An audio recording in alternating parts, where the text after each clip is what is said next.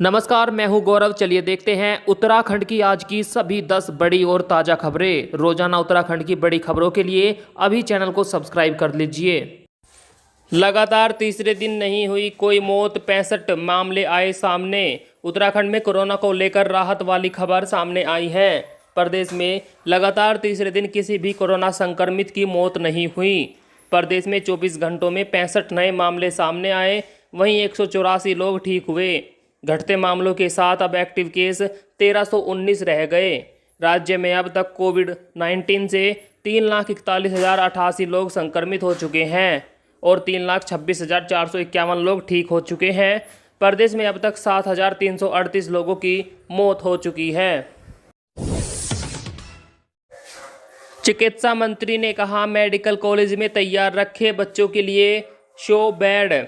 Corona के संभावित तीसरी लहर को लेकर उत्तराखंड चिकित्सा मंत्री डॉक्टर धन सिंह रावत ने मेडिकल कॉलेज के प्राचार्यों के साथ बैठक की। इस दौरान उन्होंने सभी को निर्देश दिए कि देहरादून, हल्द्वानी एवं श्रीनगर मेडिकल कॉलेज में बच्चों के लिए 100 बेड तैयार रखे जाएंगे। रावत ने कहा कि कॉलेज में स्टाफ की कमी शीघ्र दूर की जाएगी। वहीं सेवा नियमावली में भर्ती की अधिकतम आयु सीमा बढ़ाने के लिए कैबिनेट में प्रस्ताव लाया जाएगा। देश में क्या है कोरोना की स्थिति, आइए डालते हैं नजर। स्वास्थ्य मंत्रालय के अनुसार भारत में पिछले 24 घंटों में कोरोना के 43,393 नए मामले सामने आए।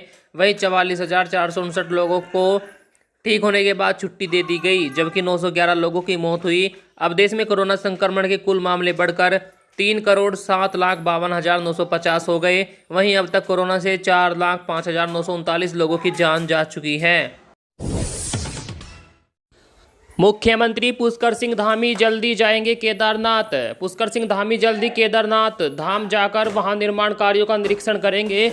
मुख्यमंत्री ने सचिवालय में केदारनाथ एवं बद्रीनाथ धाम के मास्टर प्लान की प्रगति की समीक्षा की। दोनों योजनाओं का कार्य पीएम मोदी के विजन के अनुसार होगा। उन्होंने कहा, केदारनाथ की तरह बद्रीनाथ मंदिर परिसर के सुंदरीकरण, river front development, lake front development, arrival plaza आदि कार्यों की डीपीआर जल्द तैयार की जाएगी।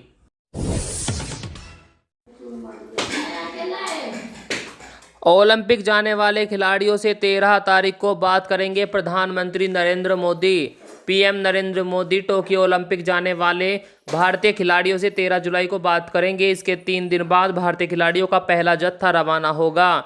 कोरोना महामारी के कारण यह बातचीत वर्चुअल होगी। बता दें कि भारत का पहला दल एयर इंडिया से रवाना होगा। भारत के 120 से अधिक खिलाड़ियों ने टोक्यो ओलंपिक के लिए क्वालिफाई किया है। अभी तक खिलाड़ियों की संख्या आधिकारिक घोषणा भारतीय ओलंपिक संघ ने नहीं की।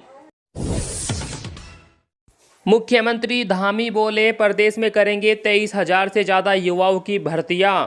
प्रदेश के नवीन नियुक्त मुख्यमंत्री पुष्कर सिंह धामी ने युवाओं को लेकर बड़ा बयान दिया। उन्होंने कहा, उनकी सरकार ना तो झूठे वादे करेगी, ना युवाओं से झूठ बोला जाएगा। जो वादे कर रहे हैं उनको पूरा किया जाएगा, क्योंकि यह युवाओं का प्रदेश है। हमारा फोकस अभी रोजगार जैसे मुद्दों पर है और रोजगार कैसा दिया जाएगा इस पर हम विचार करेंगे। हमने 22,000 भर्तियों को भरने का आदेश दिया है। यह काम 2 से 3 महीनों में पूरा हो जाएगा। कोरोना की तीसरी लहर, पीएम मोदी की बैठक, हुआ बड़ा फैसला।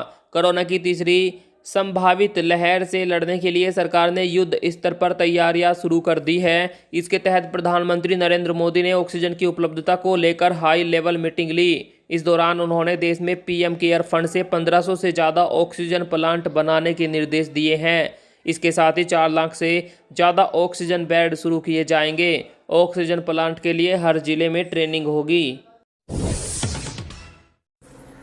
उत्तराखंड में इन 6 जिलों के लोग रहे बेहद सावधान, अलर्ट जारी। मौसम विभाग के अनुसार आज उत्तराखंड के कई जिलों में भारी बारिश का येलो अलर्ट जारी किया गया है। इनमें देहरादून, पौड़ी, नैनीताल, पिथौरागढ़, बागेश्वर, टिहरी जैसे जिले शामिल हैं। मौसम विभाग ने भूस्खलन जैसी प्राकृतिक आपदाओं के लिहाज से सारे एहतियात कदम उठाए जाने की ज़रूरत बताई।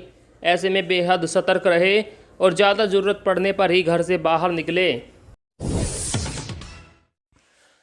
लॉकडाउन की वापसी, यहां 11 जुलाई तक पूर्णबंदी। कोरोना की दूसरी लहर से सबक सीखने को लोग तैयार नहीं हैं। देश में पाबंदियों का दौर फिर लौटता दिख रहा है। मसूरी की खौफनाक तस्वीर के बाद उत्तराखंड में प्रशासन ने वीकेंड पर होटल की प्री बुकिंग के बिना आने वालों पर रोक लगा दी। वहीं दिल्ली के कई बाजारों के बाद प्रसिद्ध गफ्फार मार्केट को 11 जुलाई तक पूरी तरह बंद किया गया है। केंद्र सरकार ने चेतावनी भी जारी की है, लोग नहीं माने तो फिर से पाबंदियों का दौर लौटेगा। किसान नेता राकेश टिकैत ने कहा, बिना शर्त के हो बात, सरकार चाहे तो लाठी डंडे से भगा दे।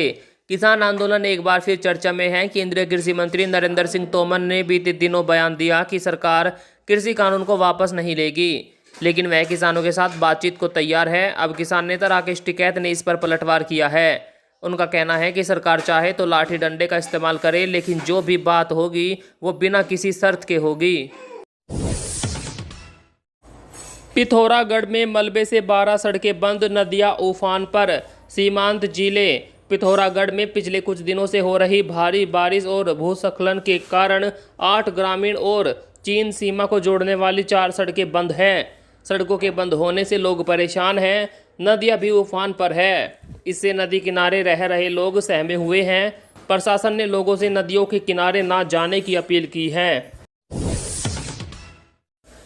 उत्तराखंड में सामने आए ब्लैक फंगस के 4 नए मरीज, 1 की मौत। उत्तराखंड में ब्लैक फंगस के 4 नए मरीज मिले हैं, 1 की मौत भी हुई। प्रदेश में अब तक 518 मामले सामने आ चुके हैं और 104 लोगों की मौत हो चुकी है। इनमें जिलेवार देहरादून में 476 मामले सामने आए, जिनमें 95 की मौत हुई। सबसे ज़्यादा 349 मामले ऋषिकेश एम्स में सामने आ चुके हैं, जिसमें 73 की मौत हो गई। नैनीताल में अब तक 36 मामले सामने आए, जिनमें से 7 की मौत हो चुकी है। अयोध्या राम मंदिर जमीन विवाद, चंपत राय को ट्रस्ट से हटाया गया। अयोध्या में जमीन ट्रस्ट के घोटाले के मामले में बड़ी खबर आ रही है। सूत्रों के मुताबिक ट्रस्ट के सचिव चंपत राय को हटा दिया गया। उन्हें ट्रस्ट के काम से भी दूर रखा जाएगा। ट्रस्ट द्वारा जमीन खरीदने पर भी रोक रहेगी।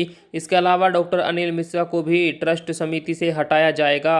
संघ के कार्यवाहक भैयाजी जोशी अब ट्रस्ट के हर काम पर नजर रखेंगे। कल सीएम आवास पर इस मांग को लेकर कूच करेंगे आप कार्यकर्ता। उत्तराखंड में प्रति माह 300 यूनिट मुफ्त बिजली देने की मांग को लेकर आम आदमी पार्टी के कार्यकर्ता सीएम आवास कूच करेंगे। आप नेता रविंदर ने कहा कि भाजपा की 100 यूनिट बिजली मुफ्त देने की घोषणा सिर्फ चुनावी जुमला है। भाजपा ने 4.5 साल केवल भ्रष्टाचार किया और अब चुनावी नज़दीक आने पर फ्री बिजली का झांसा देने का काम किया जा रहा है। लव अग्रवाल ने कहा, अभी कोरोना खत्म नहीं हुआ, रहिए अलर्ट। केंद्रीय स्वास्थ्य मंत्रालय की संयुक्त सचिव लव अग्रवाल ने कहा कि हम अभी भी कोरोना वायरस की दूसरी लहर से जूझ रहे हैं। हमें कोविड उपयुक्त व्यवहार का पालन करना होगा। छूट देने का मतलब यह नहीं है कि कोविड खत्म हो गया है।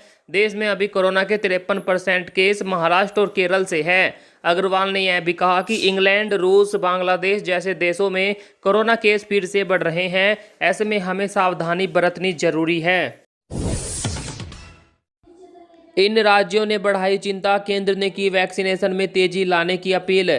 कोरोना की दूसरी लहर पर भारत भले ही काबू पाता दिख रहा हो, लेकिन कुछ ऐसे राज्य हैं जहां कोरोना के नए मामलों में काफ़ी बढ़ोतरी देखने को मिल रही है। ऐसे में मामला फिर ना बिगड़ जाए, इसी बात को ध्यान में रखते हुए केंद्र सरकार ने अरुणाचल प्रदेश, मणिपुर, केरल, असम, मेघालय, त्रिपुरा, सिक्किम और ओडिशा को पत्र लिखकर उनसे वैक्सीनेशन में तेजी लाने का आग्रह किया है। दुनिया में हर 1 मिनट में भुखमरी से 11 लोगों की होती है मौत। गरीब उन्मूलन के लिए काम करने वाले संगठन ऑक्सफैम ने कहा कि दुनिया भर में भुखमरी के कारण हर 1 मिनट में 11 लोगों की मौत होती है। मिनट के हिसाब से आप अंदाज़ा लगा सकते हैं कि एक दिन में कितने लोग भुखमरी से मरते हैं। ऑक्सफैम ने एक रिपोर्ट में कहा कि भुखमरी के कारण मरने वाले लोगों की संख्या कोरोना के कारण मरने वाले लोगों की संख्या से अधिक हो गई है। दुनिया में करीब 15 करोड़ 50 लाख लोग खाद्य असुरक्षा के भीषण संकट का सामना कर रहे हैं और यह आंकड़ा पिछले साल की तुलना में 2 करोड़ अधिक हो गया।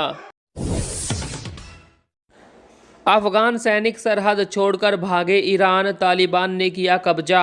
अमेरिकी सैनिकों की वापसी के बीच तालिबान का अफगानिस्तान पर कब्जा बढ़ता जा रहा है। कई इलाकों में तालिबान के खौफ से अफगानी सुरक्षा बल के जवान जान बचाकर पड़ोसी देशों में भाग रहे हैं। ताजिकिस्तान के बाद अफगान सुरक्षा बल के जवान सीमा पार करके ईरान पहुंच रहे हैं। बताया जा रहा है कि तालिबान ने ईरान के साथ लगती एक और महत्वपूर्ण अफगानी सीमा पर कब्जा कर लिया है। इससे पहले यहां पर अमेरिकी सैनिक मौजूद थे, जिनकी वजह से ये कब्जा नहीं कर रहे थे, लेकिन अमेरिकी सैनिक वापस अमेरिका चले गए, जिसकी वजह से तालिबान ने फिर से अफगानिस्तान पर कब्जा करना शुरू कर दिया।